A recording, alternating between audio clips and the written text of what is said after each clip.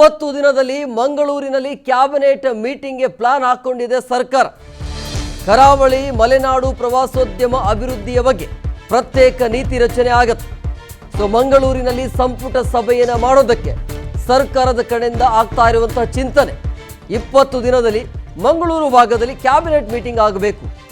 ಯಾಕೆ ಆ ರೀತಿ ಆಗುತ್ತೆ ಅಂತ ಹೇಳಿದ್ರೆ ಆ ಭಾಗದಲ್ಲಿ ಸಮಸ್ಯೆಗಳ ಬಗ್ಗೆ ಚರ್ಚೆ ಆಗುತ್ತೆ. ಕರಾವಳಿ ಮಲೆನಾಡು ಪ್ರವಾಸೋದ್ಯಮ ಅಭಿವೃದ್ಧಿ ಪ್ರತ್ಯೇಕ ನೀತಿ ರಚನೆ ಆಗಿದೆ. ಸೊ ಪ್ರತ್ಯೇಕ ನೀತಿಯ ಬಗ್ಗೆ ಮಂಗಳೂರಿನಲ್ಲಿ ಸಂಪುಟ ಸಭೆಗೆ ನಿರ್ಧಾರವನ್ನು ತೆಗೆದುಕೊಳ್ಳಲಾಗಿದೆ. ಯಾವ ರೀತಿಯಾಗಿ ಅದು ವರ್ಕ್ ಆಗಬೇಕು ಅನ್ನೋದ್ರ ಬಗ್ಗೆ ಸೊ ಮಂಗಳೂರಲ್ಲಿ ಸಂಪುಟ ಸಭೆಗೆ ನಿರ್ಧಾರವನ್ನು ಮಾಡಿಕೊಳ್ಳಲಾಗ್ತಾ ಇದೆ. ಕನ್ಫರ್ಮ್ ಇಲ್ಲ, ಬಟ್ ಆ ರೀತಿಯ ಪ್ಲಾನಿಂಗ್ ಚಿಂತನೆ ಇದೆ ಅನ್ನೋದು. ಸೊ ಮಂಗಳೂರಲ್ಲಿ ಸಂಪುಟ ಸಭೆಗೆ ನಿರ್ಧಾರವನ್ನು ತೆಗೆದುಕೊಂಡಿರುವಂಥ ಹಿನ್ನೆಲೆಯಲ್ಲಿ ಆಯಾ ಭಾಗದಲ್ಲಿ ಏನೆಲ್ಲ ಸಮಸ್ಯೆ ಇದೆ, ಏನೆಲ್ಲ ಅಭಿವೃದ್ಧಿ ಕೆಲಸ ಕಾರ್ಯಗಳು ಆಗಬೇಕು ಅನ್ನೋದ್ರ ಬಗ್ಗೆ ಯಾವಾಗ ನಿರ್ಧಾರ ಆಗತ್ತೆ ಅಂತ ಹೇಳಿದ್ರೆ ಸಚಿವ ಸಂಪುಟದಲ್ಲಿ ಚರ್ಚಿಸಿ ಇದನ್ನು ಒಪ್ಪಿಗೆ ಪಡೆಯುವಂಥ ಸಾಧ್ಯತೆ ಇರುತ್ತೆ. ಅದರ ಜೊತೆಗೆ ನಟ ರಿಷಬ್ ಶೆಟ್ಟಿಯನ್ನು ಬ್ರ್ಯಾಂಡ್ ಅಂಬಾಸಿಡರ್ ಆಗಿ ನೇಮಕ ಮಾಡುವಂಥ ಸಾಧ್ಯತೆ ಇರುತ್ತೆ. ಕರಾವಳಿ ಹಾಗೂ ಮಲೆನಾಡು ಅಭಿವೃದ್ಧಿಗೆ ಬ್ರ್ಯಾಂಡ್ ಅಂಬಾಸಿಡರ್ ಆಗಿ ನೇಮಕ ಮಾಡಬಹುದು. ಆ ಭಾಗದಲ್ಲಿ ಹೋಮ್ ಸ್ಟೇಗಳಿಗೆ ಸಹಜವಾಗಿ ನಿಯಮವನ್ನು ರೂಪಿಸಲಾಗತ್ತೆ. ಅವುಗಳನ್ನು ಸಡಿಲಗೊಳಿಸುವಂತೆ ಸೂಚಿಸಲು ಅಭಿಪ್ರಾಯ ಕೂಡ ವ್ಯಕ್ತವಾಗ್ತಾ ಇದೆ.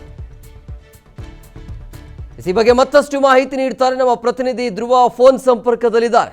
ಧ್ರುವ, ಈಗ ಮಂಗಳೂರು ಭಾಗದಲ್ಲಿ ಕ್ಯಾಬಿನೆಟ್ ನಡೆಸಬೇಕು ಅನ್ನುವಂಥ ಪ್ಲಾನು ಏನೆಲ್ಲ ಚರ್ಚೆ ಆಗಬಹುದು ಆ ಭಾಗದಲ್ಲಿ?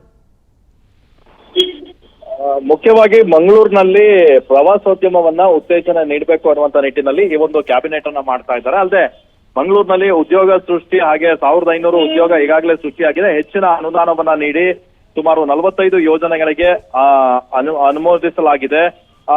ಅಲ್ಲದೆ ಕರಾವಳಿಯ ವಿವಿಧ ವಲಯ ಪ್ರವಾಸೋದ್ಯಮ ಇರ್ಬೋದು, ಕರಾವಳಿ ಮೇಳಗಳಿರ್ಬೋದು, ಅಲ್ಲಿನ ಜನಪದ ಸಂಸ್ಕೃತಿಯನ್ನ ಅಂತಾರಾಷ್ಟ್ರೀಯ ಮಟ್ಟಕ್ಕೆ ಕೊಂಡೊಯ್ಯಬೇಕು ಅನ್ನುವಂಥದ್ದು ಸರ್ಕಾರದ ಉದ್ದೇಶ. ಇದರ ಜೊತೆ ಮಂಗಳೂರಿನಲ್ಲಿ ಕಾಂಗ್ರೆಸ್ ಸರ್ಕಾರಕ್ಕೆ ಅಷ್ಟೊಂದು ಹಿಡಿತ ಇಲ್ಲ. ಹಾಗಾಗಿ ಮಂಗಳೂರಿನಲ್ಲಿ ಹಿಡಿತವನ್ನ ಸಾಧಿಸಬೇಕು ಅಂತ ವೋಟ್ ಬ್ಯಾಂಕ್ ಲೆಕ್ಕಾಚಾರವನ್ನ ಕೂಡ ಹಾಕೊಂಡು ಕರಾವಳಿ ಮತ್ತೆ ಮಲೆನಾಡು ಭಾಗವನ್ನ ಫೋಕಸ್ ಮಾಡಿರುವಂತ ಸರ್ಕಾರ ಮಂಗಳೂರಿನಲ್ಲಿ ಈಗ ಒಂದು ಕ್ಯಾಬಿನೆಟ್ ಮೀಟಿಂಗ್ ಅನ್ನ ಮಾಡುತ್ತೆ. ಅಲ್ಲಿ ಮಂಗಳೂರಿಗೆ ವಿಶೇಷ ಯೋಜನೆಗಳಿಗೆ ಅನುಮೋದನೆ ಕೂಡ ನೀಡಲಿಕ್ಕೆ ಈಗಾಗಲೇ ಸಿದ್ಧತೆಯನ್ನ ನಡೆಸಿಕೊಂಡಿದ್ದಾರೆ. ಇವತ್ತು ನಡೆದಂತಹ ಸಭೆಯಲ್ಲಿ ಕೂಡ ಡಿ.ಕೆ. ಶಿವಕುಮಾರ್ ಚರ್ಚೆಯನ್ನ ನಡೆಸಿದ್ದಾರೆ. ಅಧಿಕಾರಿಗಳಿಂದ ಮಾಹಿತಿಯನ್ನ ಕೂಡ ಪಡ್ಕೊಂಡಿದ್ದಾರೆ. ಈ ವೇಳೆ ನಟ ರಿಷಬ್ ಶೆಟ್ಟಿ ಕೂಡ ಆಗ ಬಂದಿದ್ರು. ಅವರನ್ನ ಬ್ರಾಂಡ್ ಅಂಬಾಸಿಡರ್ ಆಗಿ ಪ್ರವಾಸೋದ್ಯಮಕ್ಕೆ ನೇಮಕ ಮಾಡ್ಲಿಕ್ಕೂ ಕೂಡ ಈಗ ಚರ್ಚೆಯನ್ನ ನಡೆಸಿದ್ದಾರೆ. ಇದರಲ್ಲಿ ಮುಖ್ಯವಾಗಿ ರಿಷಬ್ ಶೆಟ್ಟಿ ಅವರಿಗೆ ಸರ್ಕಾರದ ಬಳಿ ಮನವಿ ಮಾಡ್ಕೊಂಡಿರುವಂತದ್ದು ಅಂದ್ರೆ ಚಿತ್ರೀಕರಣ ಮಾಡ್ಲಿಕ್ಕೆ ಕರಾವಳಿ ಭಾಗದಲ್ಲಿ ಹೆಚ್ಚಿನ ಅನುಕೂಲವನ್ನ ಮಾಡಬೇಕು. ಟೆಕ್ನಿಕಲಿ ಒಂದಿಷ್ಟು ಪ್ರಾಬ್ಲಮ್ ಇದಾವೆ, ಅವನ್ನ ಸಾಲ್ವ್ ಮಾಡ್ಬೇಕು ಅಂತ ಮನವಿಯನ್ನ ಕೂಡ ಮಾಡ್ಕೊಂಡ್ರು.